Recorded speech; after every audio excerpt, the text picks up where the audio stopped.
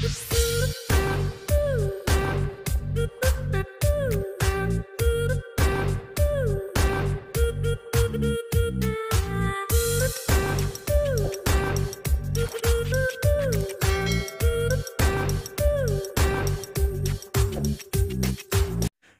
semuanya, bagaimana kabar anak-anak Bapak yang luar biasa hari ini?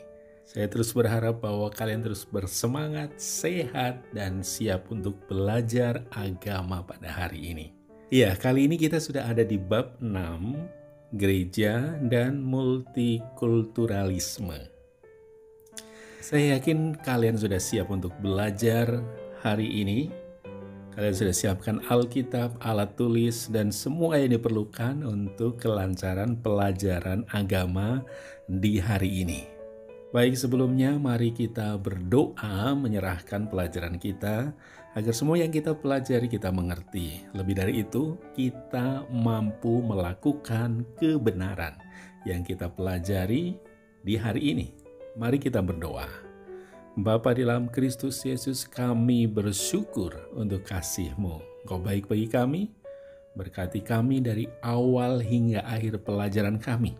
Apa yang kami pelajari kami mengerti, dan mampukan kami melakukan kebenaran yang kami mengerti itu dalam hidup kami, sehingga hidup kami boleh menjadi berkat. Di dalam Kristus Yesus, haleluya, amin. Ya, kita memperhatikan bersama-sama tujuan pembelajaran di bab 6 ini. Yang pertama, setelah belajar tentang gereja dan multikulturalisme, kalian diminta untuk bisa mengadakan observasi di gereja, di tempat kalian beribadah, mengenai sikap gereja tempat kalian ibadah terhadap multikulturalisme. Kemudian yang kedua adalah kalian bisa menjelaskan cara gereja dalam mewujudkan multikulturalisme. Kalian bisa diskusi dengan teman-teman kalian, atau kalian juga bisa membaca buku-buku yang berkaitan dengan ini. Kemudian yang ketiga, kalian juga diminta nanti setelah kita belajar ini, kalian membuat karya yang berisi ajakan atau slogan, ya, poster yang mengajak teman-teman remaja atau juga masyarakat untuk bisa menerima serta menghargai multikulturalisme. Ya, saya pikir kita paham sampai di sini. Ya, pelajaran kali ini merupakan lanjutan dari pembahasan sebelumnya, yaitu mengenai multikulturalisme.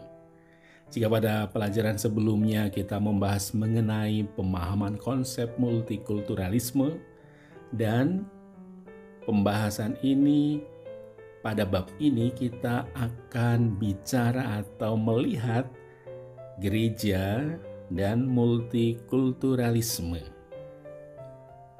Sebagai remaja, sebagai warga gereja, kalian perlu mendalami bagaimana gereja menanggapi kenyataan tentang multikulturalisme. Dan kita tahu umumnya gereja-gereja di Indonesia adalah gereja multikultur, yaitu gereja yang dibangun di tengah jemaat yang terdiri dari berbagai suku. Ada banyak budaya, adat istiadat, juga kebiasaan maupun geografis yang berbeda. Gereja di Indonesia adalah gereja yang terbuka terhadap keberagaman. Di kalangan umat Kristen, multikultur bukanlah masalah yang harus dipertentangkan. Kecuali dalam hubungan antar umat beragama, ada sebagian umat Kristen yang masih dipengaruhi oleh fanatisme yang sempit dan juga prasangka. Hal itu bisa saja dipengaruhi karena ada pengalaman konflik misalnya, ada kekerasan, ada tindakan-tindakan yang tidak menyenangkan yang lainnya. Dalam hubungan internal jemaat, perbedaan budaya, adat istiadat, dan geografis bukan hanya diterima namun juga diakomodir. Hampir semua gereja mengadaptasi budaya dalam liturgi atau tata ibadah dan juga perayaan-perayaan gerejawi. Mari kita melihat bagaimana multikulturalisme di dalam Alkitab. Yang pertama di dalam Perjanjian Lama. dalam Perjanjian Lama kita melihat bahwa bangsa Israel berhadapan dengan kemajemukan budaya bangsa-bangsa di sekitarnya. Perjanjian Lama mencatat perbedaan budaya yang dipengaruhi agama karena ada hubungan yang erat antara agama dan budaya. Relasi itu tampak dalam hubungan antara bangsa Israel dengan bangsa-bangsa Kanaan di sekitar yang kemudian menimbulkan berbagai pengaruh. Bangsa Israel berhadapan dengan kemajemukan budaya bangsa di sekitarnya, namun ketika bangsa Israel bersosialisasi dengan bangsa di sekeliling mereka, mereka tidak selektif. Dan efeknya, kemudian Israel terjerat dalam penyembahan berhala. Mereka mendua hati. Mereka menyembah Allah dalam satu sisi, tapi di lain waktu mereka juga menyembah berhala. Dan Alkitab mencatat bahwa sepanjang sejarah hakim-hakim sampai dengan bangsa Israel menuju ke pembuangan, Israel terjerat dengan penyembahan berhala yang dipengaruhi oleh budaya kafir bangsa-bangsa di tanah Kanaan. Mari selanjutnya kita melihat multikulturalisme di dalam Perjanjian Baru. Israel dipengaruhi oleh warna-warni budaya dari beberapa bangsa yang pernah menjajah mereka. Ada bangsa Persia, ada bangsa Yunani, dan juga ada bangsa Romawi. Secara khusus saat bangsa Israel yang tersebar di luar Yerusalem membawa mereka pada konsep eksklusivisme sebagai umat pilihan Allah. Pada zaman Tuhan Yesus sudah mulai berbeda. Tuhan Yesus membawa pemikiran baru tentang pentingnya inklusivisme, terbuka bagi orang, bagi budaya di sekitar mereka. Yesus tidak menutup diri dari kemajemukan budaya di sekitar bangsa Israel. Yesus tidak memandang latar belakang budaya, suku maupun ras. Tuhan Yesus berkenan menerima semua orang dalam pergaulan multikultural. Ketika seorang perempuan Kanaan hendak meminta tolong dan seorang perwira Roma meminta kesembuhan, Yesus menjawab kebutuhan mereka dan kemudian menolong mereka. Ini jelas menyatakan bahwa Tuhan Yesus sendiri menghargai keberagaman dan juga perbedaan budaya. Di dalam Perjanjian Baru, jemaat multikultural secara eksplisit dicatat di dalam kitab Kisah Para Rasul 2 ayat 41-47. Orang-orang yang berasal dari berbagai daerah dan berbagai budaya yang berbeda mendengarkan khotbah Petrus pada waktu itu. Alkitab mencatat pada waktu itu ada 3.000 orang yang bertobat dan mereka menjadi model gereja pertama. Dalam perkembangan selanjutnya terjadi masalah antara jemaat yang berbeda budaya, yaitu yang berbudaya Yunani dan berbudaya Yahudi. Perbedaan budaya antara Yahudi dan Yunani ini kemudian menimbulkan banyak persoalan dalam beberapa jemaat, seperti di Roma dan juga jemaat di Korintus. Perpecahan dan perselisihan tersebut timbul hanya karena mengenai kebiasaan-kebiasaan jemaat. Namun, kita melihat bahwa Rasul Paulus menegaskan bahwa sekarang tidak ada lagi orang Yahudi, tidak ada lagi orang Yunani, tidak ada orang-orang bersunat maupun tidak bersunat, tidak ada budak atau orang merdeka. Semua orang sama di hadapan Allah, semua menjadi satu di mana kepalanya adalah Yesus Kristus. Gereja dan multikulturalisme. Gereja Kristen di Indonesia adalah gereja multikultur. Ya, konsep masyarakat multikultural dan multikulturalisme secara substantif tidaklah terlalu baru di Indonesia. Kita mengenal di Indonesia istilah atau semboyan Bhinneka Tunggal Ika yang mencerminkan bahwa Indonesia adalah masyarakat yang multikultural, tetapi masih terintegrasi dalam persatuan. Hal ini berbeda dengan gereja-gereja di Barat. Bagi gereja-gereja di Barat, multikulturalisme harus melalui perjuangan berat. Karena apa? Karena mereka, masyarakat Barat pada mulanya adalah masyarakat monokultur. Mereka tidak biasa hidup dalam keberagaman. Ya, mereka orang-orang barat memiliki budaya yang mirip atau dapat dikatakan sama. Multikulturalisme adalah cara pandang yang menjadi ideologi yang harus diperjuangkan dan diwujudkan. Pertanyaannya adalah mengapa multikulturalisme harus diperjuangkan? Karena sejarah mencatat terjadi dominasi antar manusia, antar suku, antar bangsa dan budaya maupun geografis. Hal itu jelas melanggar hak asasi manusia dan kehidupan demokrasi.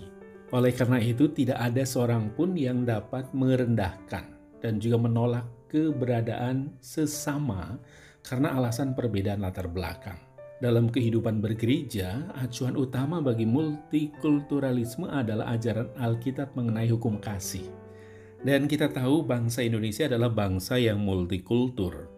Demikian pula gereja-gereja di Indonesia umumnya dibangun berdasarkan latar belakang suku, budaya, dan geografis yang berbeda-beda. Mari kita memperhatikan fakta-fakta bahwa gereja-gereja di Indonesia mewujudkan multikulturalisme.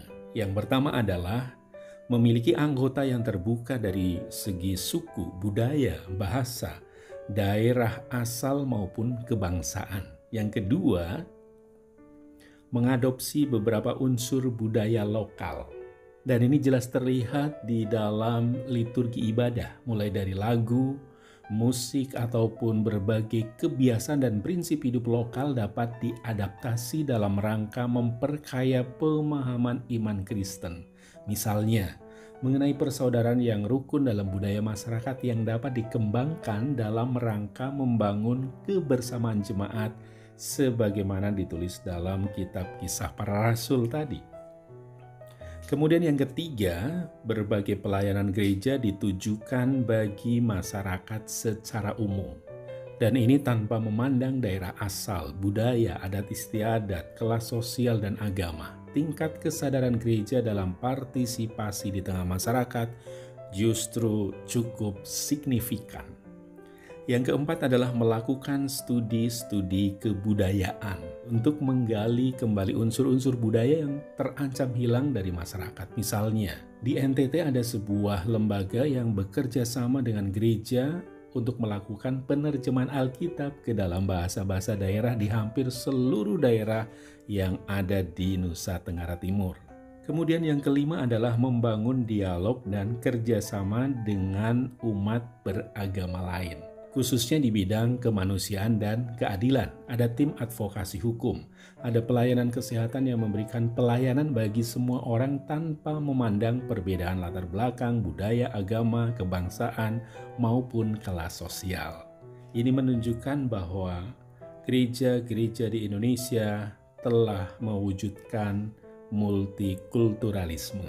Nah, berkenaan dengan multikulturalisme, kita juga bisa belajar dari Tuhan Yesus. Yesus menjadikan multikultur sebagai wacana perjumpaan antar manusia yang dapat bergaul dengan semua orang, bisa bekerja sama dalam kasih. Mengenai sikap Yesus, kita bisa mencatat beberapa pokok pikiran yang berkaitan dengan multikulturalisme. Yang pertama adalah kesetiaan Yesus ditujukan kepada Allah, bukan kepada lembaga maupun praktek agama yang sudah turun-temurun dilaksanakan. Ia mengasihi manusia. Ya, Tuhan Yesus mengasihi manusia tanpa terkecuali. Kemanusiaan, keadilan, dan perdamaian amat penting baginya. Dan itulah cara Tuhan Yesus memperlihatkan kesetiaannya kepada Allah. Sikap ini menyebabkan ia tidak disukai oleh kaum Farisi dan ahli Taurat yang begitu setia kepada lembaga agamanya melebihi Allah sendiri.